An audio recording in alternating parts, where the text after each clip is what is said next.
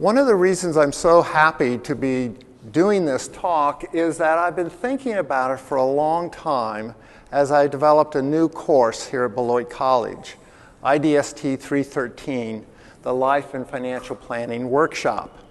So in preparing this course, thinking about it over at least the last 10 years, I've thought a lot about investing in troubled times. And one of the things we do in that course right at the beginning is to focus on what it is that really matters. So if we don't know where we're going, we're likely to end up somewhere else. So I think the first step to investing calmly in troubled times, I'm trying to think, is there any times that haven't been troubled?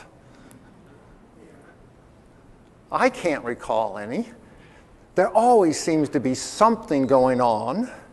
At least the newspapers are always telling us about one crisis or another. So if we want to be able to invest calmly in troubled times, one thing is we better know where we're going.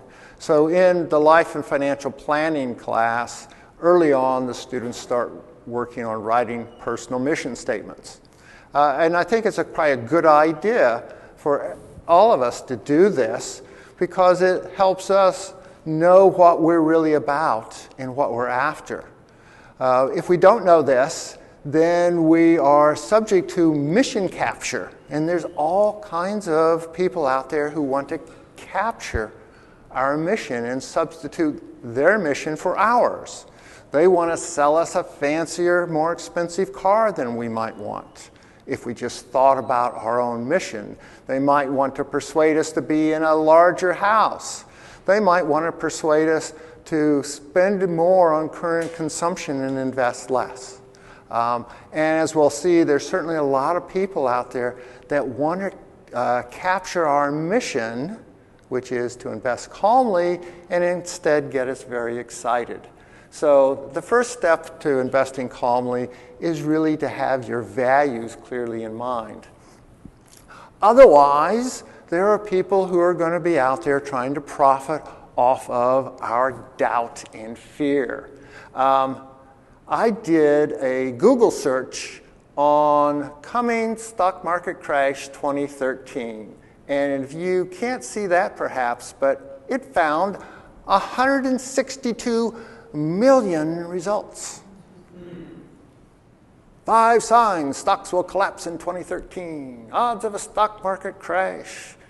Oh, if we look at this, if we listen to all these websites, there's every reason for us to feel really scared if we're going to pay attention to these. Stock market crash 2013. Bernanke's deal with the devil. Oh, I like this one. Evidence, stock market crash is coming. Oh, here's the best deal on gold and silver. And then we see they're trying to get people to start hoarding goods because the stock market crash is coming. I like this one.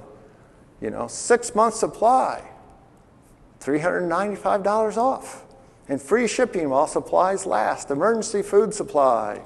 Prepare for the crash. No one is predicting. Let's see, 160 million hits. I'm not sure who the no one is. So how do we invest calmly? One of the ways is that we have to turn off this noise. You can find this material or it will find you, but we just have to not pursue it. Then there's the other side of the coin, which is excessive hope. And if we do a search on coming stock market boom 2013, well, maybe there's not going to be a boom.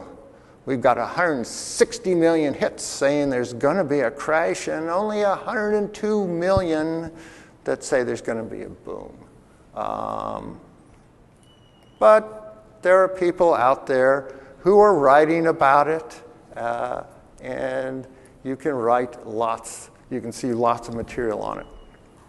Well, at this point, I want to give the standard disclaimer, and I thought I would do it in the standard way, which is to make it too small for you to be able to read. But let me make it a little bigger. This presentation provides general information, not individually targeted, personalized advice. Do not buy or sell any stock based on what I say today. Do not decide to have children or not have children based on anything I say today. Don't go out and buy a new car based on anything I say today. I mean, these disclaimers are pretty funny, really. But we find them on these websites. So here's one, which I have greatly blown up. And this disclaimer is sort of like all those things you don't read when you download new software, right? All those things you're going to agree to when they say, oh, and you go down the bottom and you say, oh yeah, I read it. You're lying, right? We all lie. We didn't read that stuff. It's unreadable. And this is only one small part of a web page that's buried in this website. This is a website that serves a number of investing and advice sources. So Jim Cramer, really quite prominent. I don't know what you would call him. An investment guru. So this is from that site. And this is from that site. But we're supposed to keep in mind the small print that says, okay, there's nothing on this site that you should actually use for any personal decision making. Obviously, that's a lie. And indeed, this risk-free trial, I don't know how long the risk-free trial lasts, but I have this suspicion that these people are not really thinking about me, and they're not really out to say, oh, how can I make Warren's life better off? When it's even harder than ever to beat the market, and even good stocks blow up without warning, no evidence there, the Street has come up with a powerful new stock selection service that has just one goal: to find the handful of few stocks judged buys by 3 wildly diverse but remarkably accurate stock-picking strategists who have no other goal than to be benevolent and share their knowledge with us. Oh, that's sweet. Here, I did an Amazon search. Well, we'll come back here. Let's see, where is it? I think they have, oh yes. So they're going to say they're beating the street. If you do an Amazon search on the phrase beat the street, it comes up with about 13,000 results. And so again, this seems like there's a lot of people out there that are really trying to help us figure out how to invest. I like this one, Beat the Street, a trader's guide to consistently scoring in the markets. And this is the exciting part. The price has been marked down from $55 to $29.49. Of course, you can only get it on the Kindle, where the marginal cost of delivering it must be about 0. And it's 160 pages long. I wonder what is the really good strategy for making a good return on investment. And I don't think I even need to read the book to find that out. It's a master's guide to high probability trading setups. What a deal. Now, if we search on Get Rich on Amazon, we get 190,000 results. So again, I'm just really impressed with how many people out there are really got our best interests at heart, 190,000 results. How to get rich. I won't read the rest of that one, thank you. Or the second one, Get Rich. How to get rich without a college education. Now, statistically, that's a really hard one to do, because the payoff to college education has been growing over time, starting in 1980. All we have to do is look at the statistics on that. And I won't go through and show you all 190,000 results because I will retire someday. So here's the question. Would anyone who actually knows a get-rich-quick scheme ever tell us about it? So I believe that all of these websites and all of these authors do know a get-rich-quick scheme, perhaps, but it's not in the books. It's not on the website. It is the book. It is the website, because after all, if you had a foolproof way for low probability of earning above normal rates of return, would you go around telling anyone? I don't think so. So, but what all of these books and all of the websites and all of the business news that you see on cable TV or you hear on radio shows, all of these contribute to high anxiety. And I think they contribute to mission capture. So if you're start finding yourself in this circle of anxiety, oh, what should I be investing in? What should I be investing in? I just read that maybe Apple's going up, or I just read that maybe Apple's going down. Should I buy it? Should I sell it? What should I do? This person says the market's going to crash. This person says the market's going to do well. How many times have we seen 6 mutual funds you must own, or 5 can't miss stocks? If we listen to all that stuff, then really what we're doing is letting somebody else capture our mission, because I bet most of us, if we have a mission statement, it doesn't say, line 1, oh, earn above normal stock market returns, beat the street. It probably says things like, oh, pay attention to my family, do good work at my job, have a good time with friends and community, so that the finances and our investing is really serving some other purpose. It's not an end in itself. So how do we invest calmly? Again, I say we turn off all this noise. I would actually say we should never read financial news. What's the point? Anything you read about in the newspaper is never anything we should actually use for making an investment decision. I mean, everybody's reading it. And if we're going to make an investment decision based on something we read or hear, then we're probably doing it on emotions, and we don't want to do that. What we want to have is a plan. Good way to get a plan is to educate ourselves about some of the basic attributes of the financial system. There's some wonderful teaching company courses on this. There are actually some useful books out there to help us create a good plan. Or we can go to a fee-only certified financial planner who will help us have a plan. But we need to focus on planning. It's a process. It's not that we get one plan and stick to it forever. It's just that we need a plan, and we don't adjust that plan based on what we read on a website or someone who's promising that we're going to get rich quick. We're not going to do it through investing. So again, we really need to turn off the noise and pay attention to what matters to us. Well, let's look at some numbers. I forgot to tell you I'm an economist, so we've got to look at numbers.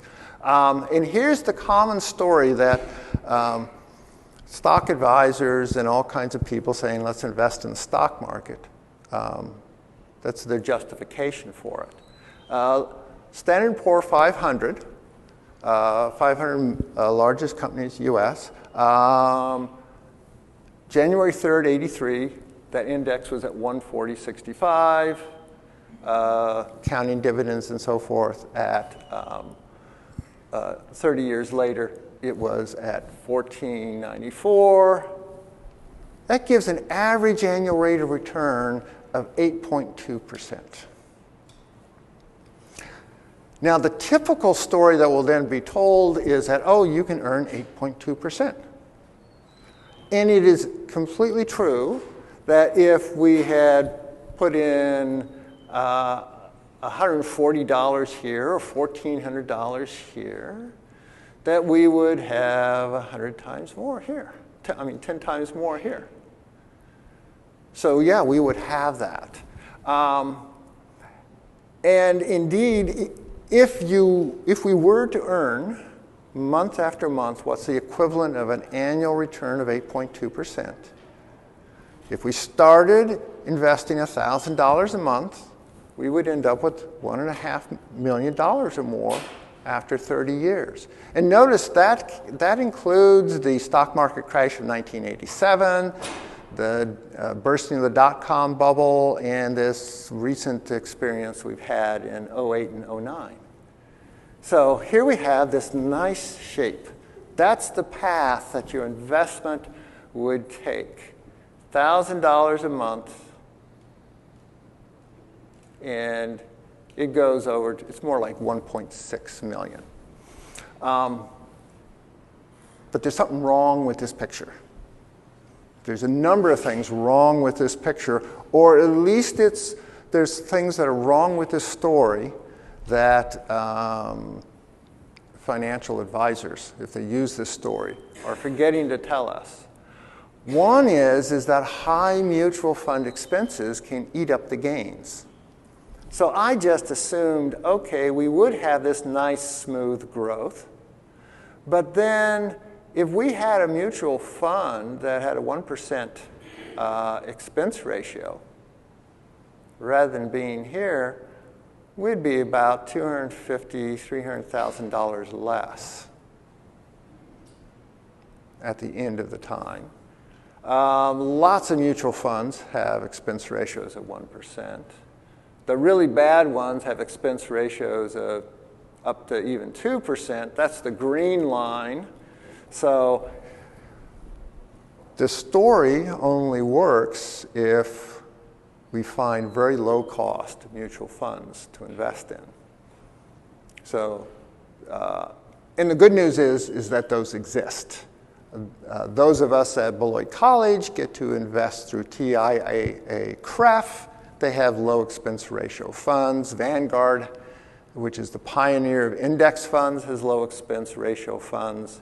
So we could get closer to the blue line, except for one problem. The other thing that's wrong with this picture is that stock prices don't grow smoothly. It assumes a nice smooth line. There's no troubled times here. Whereas this is what the actual percentage returns were month to month over that period of time. So there's lots of times where, we'd have a month where the stock market would go up more than 15%. We've got some where it dropped 20%. Look at that. That's that 1987 crash. Or look at our more recent experience in 08 and 09. So we don't have a nice smooth growth. And I had a student work with me, and we ran some simulations. So what we did was, first of all, we took the actual month-by-month returns, and this light green line, where'd my pointer go? This line right here closely tracks what we might have actually got if we'd put in $1,000 month by month. Here is our nice blue line, a nice smooth line. And then we took and we just randomly, out of those actual returns, we just randomly picked one of those and assigned it to each month over the 30 years.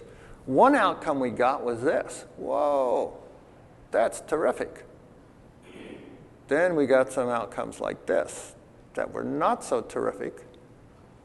There, the lowest one was about 400,000, 500,000. So the thing we don't know is how things actually will turn out. We talk about that the actual returns follow a random walk, and so it doesn't say don't invest, and it doesn't say get real excited, but it does say that we need to perhaps invest more, unless we think that this orange line is going to result. So what could go wrong? Here's the bigger problem. We can't predict what the stock market's going to do. We can't know when to buy, when to sell. So what we want to do is we want to automatically save and invest every month. That way, when prices are low, we're investing more in the sense of we're buying more shares of stock in a diversified portfolio. But the real problem is if we don't do this. And of course, some of us, like myself, know that, oh, if you don't do this in your 20s, you're missing out on a big gain. One of the things in my class that we do is we actually do the numbers, so we look at the trade-offs. So this is a trade-off that would apply to someone who works at Beloit College or someplace else. They're in the 15% marginal tax bracket, and then we'll add another 5% on for state taxes. And they have the option of either having $500 that goes into their 401k or receiving take-home pay. If they receive take-home pay, they get $400. If they have it go into their 401k, $500 goes into the 401k. So they've all automatically sent $100 less to the IRS. So let's see, they're giving up $400 of consumption right now, and they're getting right away $100 extra. That's a 25% rate of return, just right out of the right off the bat. And then it's going into a 401k where the money can grow without being taxed until it's withdrawn. But I point out that for some places, particularly this is something I want the students to understand, this is the alternative choice will be more like this. They might have a firm that matches their contributions. So they might match their contributions dollar for dollar up to a certain limit, or 50 cents per dollar. And so I say, oh, let's look at this. We earn $500. We give up $400 in take-home pay. We invest the $500 in the 401k, and the employer matches it. So let's see, my choice now is, do I want to spend $400 on stuff now or have $1,000? So it's like I'm going to give up $400 of consumption now and immediately have that $400 to invest plus another $600. Now, what's the right choice? That depends on the person, but it's in my class we really focus on, let's look at the choices, because what we do know is throughout the country there are a lot of people who are giving up free money, and they're essentially sticking $100 bills into envelopes and mailing them to the IRS. We've already said that we could invest in mutual funds with high expense ratios. The other thing that can go wrong is that we can lose our cool and either panic when times are bad and sell, and then when times start getting really good, we buy again. This is the greed fear cycle. So here it's saying, oh, people see the stock market's going up and it's finally time to invest, and let's go in and buy. And then they buy. And then when things start getting really scary and times are really, really troubled, then people panic and they sell. But that's backwards, right? We're supposed to buy low and sell high, not the other way around. Here's the Standard & Poor Index over the past 15 years, and yes, indeed, lots of jumping around on it. Then there's this, woo! Wasn't that an exciting time? That was really exciting. And then, oh, it goes up, and then it goes back down, and then it goes up, and it goes back down, and it's just bouncing all over. Of course, it's always bouncing all over. This drop wasn't as great as the drop in '87. But hey, it was pretty scary, right? Now, when was the right time to buy? And we can all check ourselves. And this is one of those few times where I actually did the right thing. I probably, over time, finally learned how to do things right. In November of 2008, I said, oh, gosh, that market is so scary. There's nothing for me to do except to go over to human resources and max out my contribution on my supplemental retirement and have it go into the stock market. One of the few smart things I've done. Because that was the time to buy, right? Here's what actually happened. These are the monthly inflows and outflows of equity mutual funds. And here we have, oh, look at these periods of time. I don't have it on the graph, but we could match these up with times that that stock market index was going down. But then we also ought to look at these times where it's going up. Like January. Here's January 2013. Poof. All of a sudden, lots of positive inflows into the stock market. So what do we have? We have people who are selling low, buying high. They're not remaining calm. They're not saying, okay, I've got an investment plan. My investment plan is a certain amount goes out into my retirement. I have this particular mixture that I buy that I've figured out is a reasonable conservative mixture. Maybe I rebalance once a year or so. But what I don't do is read the news, however crazy it might be, and go out and sell low. And then, oh, let's see, oh, the market's coming back. I think I'll buy. Oh, I'm scared again. I think I'll sell. So we see on aggregate that people are doing that. This results in what is called the behavior gap. So here's that maximum return that we might be able to get if we just invest in the Standard & Poor 500. Just buy an index fund, just put our money into it. But our own behaviors can cause us to have actual returns that are a whole lot lower than this. And this is probably even a bigger danger than the high expense ratios of mutual funds. So what we want to do is we want to invest automatically into a sound fund, low expense ratios. We want to make sure that we're diversifying across lots of sectors.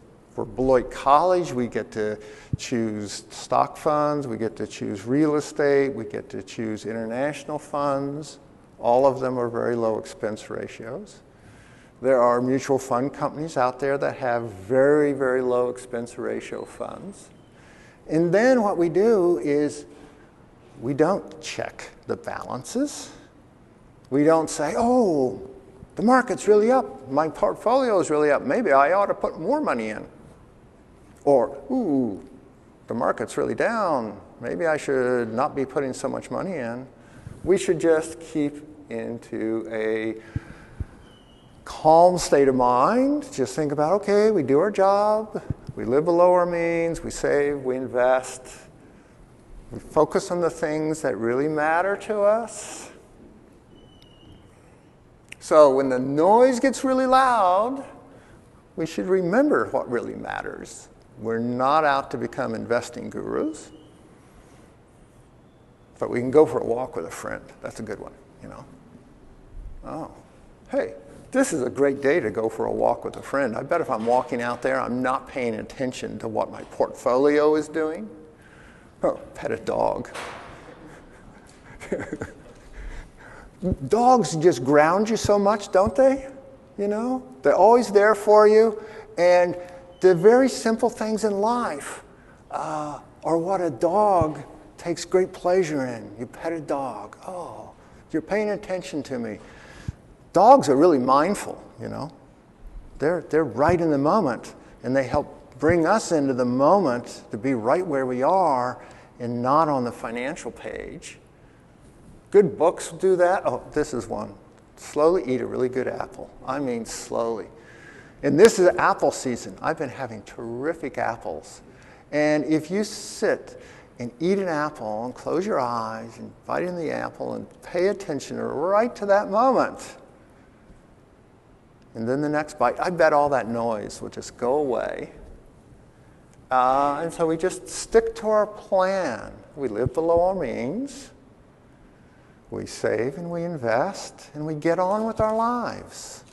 And every now and then, if the noise starts getting to us, we pull out our mission statement and we say, do I find anywhere in my mission statement that it says panic because somebody wants to sell you financial advice?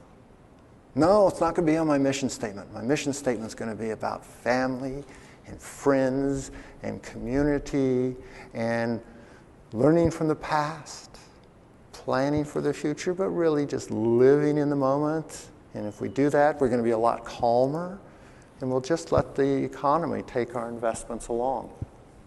So that's my story. Happy to answer any questions or entertain any comments.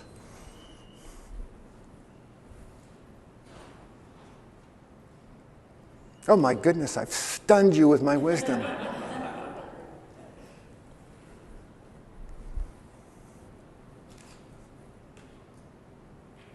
Boy, that's terrific. I've left you all speechless. Jason. When we're making investment decisions, are we safe to trust? I mean, all of us at the college have TIA prep, and that's a good path for us to use. It sounds like getting out there and opening our own day trader accounts is a bad idea. I mean, what would you recommend to people who are employed somewhere? Can they trust sort of the vehicle that's being provided for them? It depends on the vehicle. And one of the things is that we all need to, in this defined contribution world, we all need to get a little bit of knowledge for sure. We need to know what a mutual fund is. We need to know how a mutual fund that is within a 401k or an IRA has different tax treatments than if that exact same mutual fund was outside of that. We need to know something about expense ratios. And there are a number of really good books out of those, 180,000 books. There are some good books that will say, okay, here are what we know that financial theory says are reasonable ways to invest. It actually turns out the simpler ways, the ways in which you're not trying to pick stocks or pick mutual funds. One of the Nobel Prizes was just given out for an economist who originated the idea of efficient markets, which is a sort of intuitive idea. You've got all these professionals out there paying attention to the outcomes of individual companies. You look at Apple, most of the Apple stock is owned by institutional investors.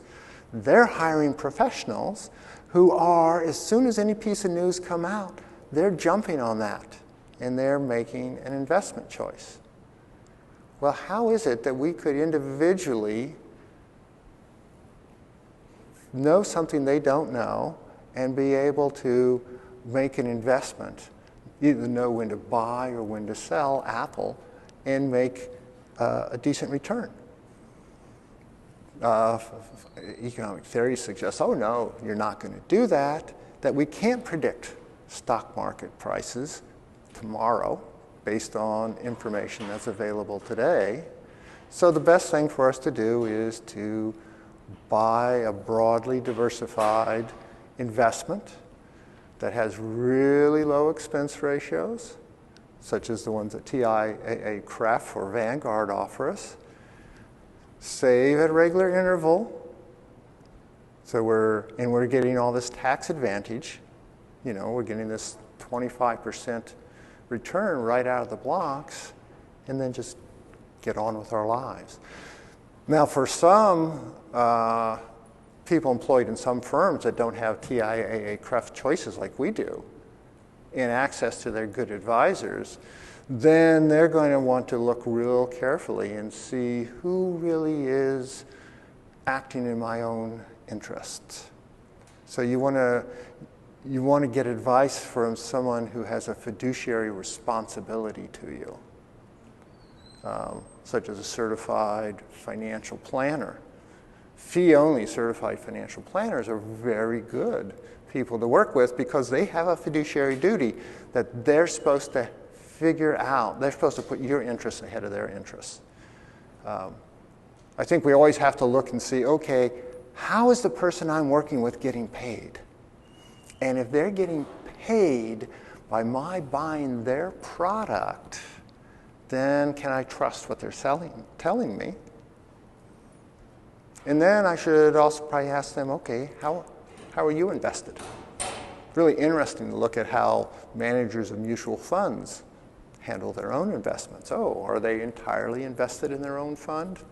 No, it turns out they're not. Yes?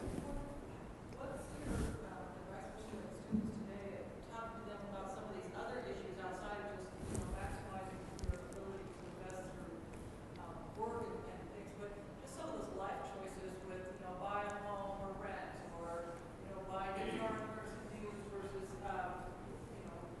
I mean, how are you kind of working through some of those other points where we make big or small purchases that affect us? In the class, that's a really good question because that's really important because we won't have the resources to put into our investments if what we're doing is living paycheck to paycheck. We've got to choose a lifestyle that requires less than we make. So if you've learned to live a ramen noodle lifestyle as a student, I mean that as a metaphor. Never eat ramen noodles. Have you ever seen the sodium levels in ramen noodles? Oh my gosh, they're poison. But you're living frugally. Well, I want to persuade the students as they're graduating is, stick to that. As soon as you're given the opportunity to begin to make these tax-advantaged investments, start doing it. Because you want compound interest working for you. Oh, and don't use credit cards where you carry a balance, because if you carry a balance, then compound interest is working against you. So you want it to work for you. Another interesting thing we can do is look at research that has been done on people who are, quote, millionaires. Not the Bill Gates millionaires, the people who have, by the time they're 40 or 50, amassed a net worth greater than $1 million apart from their home equity. Now, it's really interesting. If you study these people, and there's been a number of studies from them, there are certain things you find. One is they usually live in neighborhoods that the average cost of the house is much less than they could afford. So they live in neighborhoods where they don't have to worry about chasing status. Another thing is that they tend to budget really carefully so they know what they're spending their money on. They tend to buy and drive used cars or inexpensive new cars, and they hold the cars for a long time. They also, a lot of them are at least partly or fully self-employed.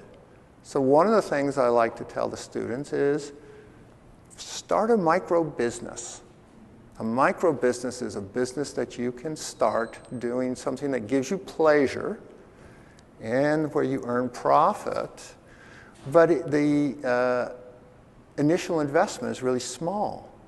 Micro business is what microfinance funds.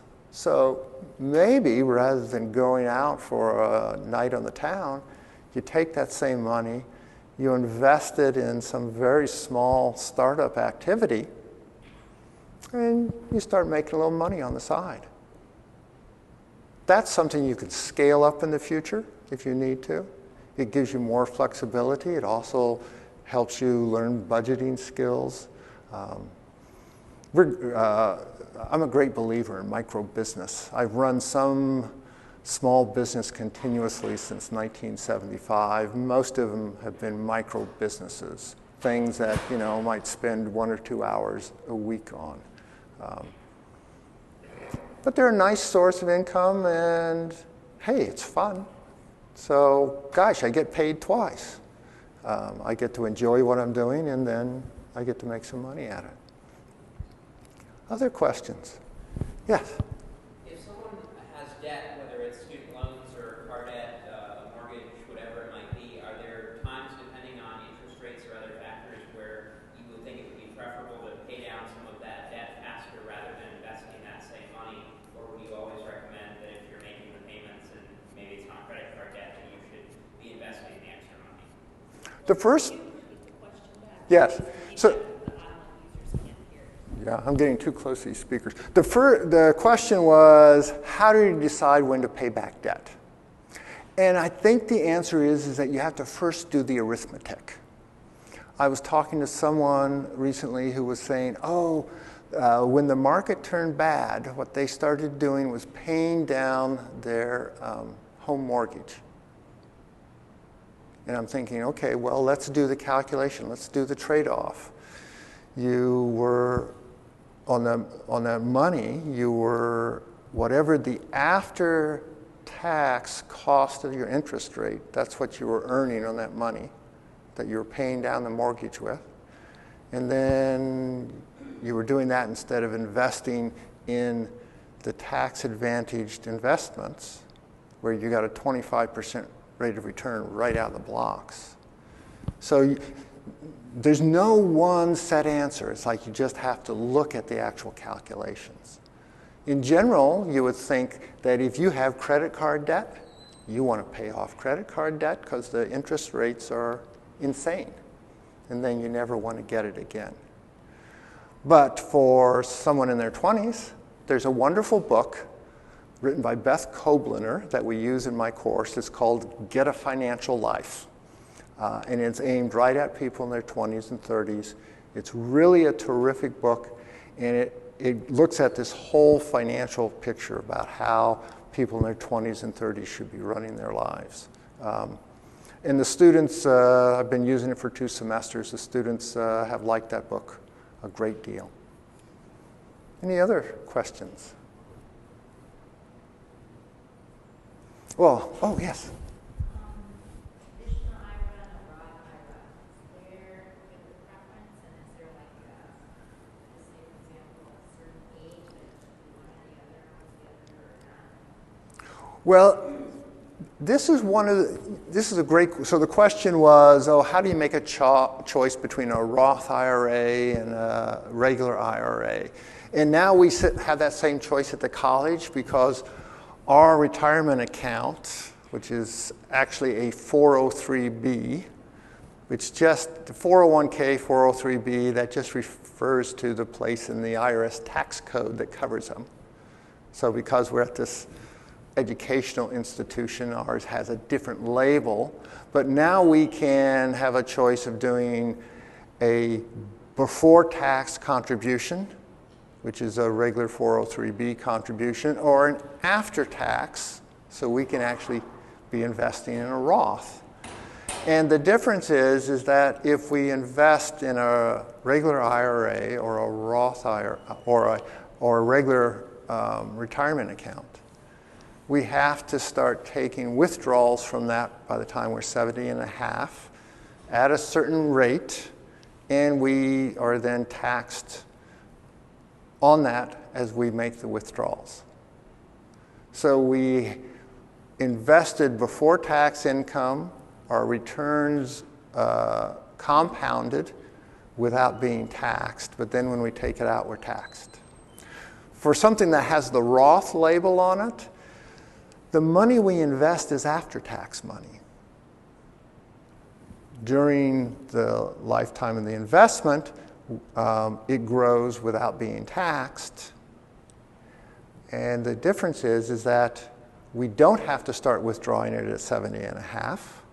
And when we do withdraw it, we don't pay any tax on it then. The other advantage of a Roth IRA, and I think this is a great idea for young people who are just graduating, is that the money you put into the Roth IRA, you can always pull out without any penalty. You can't take out the interest, your returns without penalty, but the original amount you put in, you can. So it can form an emergency fund. And even someone who's in a very, very low tax bracket can contribute to a Roth IRA, particularly if a parent or grandparent helps them out. I recently, last year, set up a Roth IRA for my 13-year-old.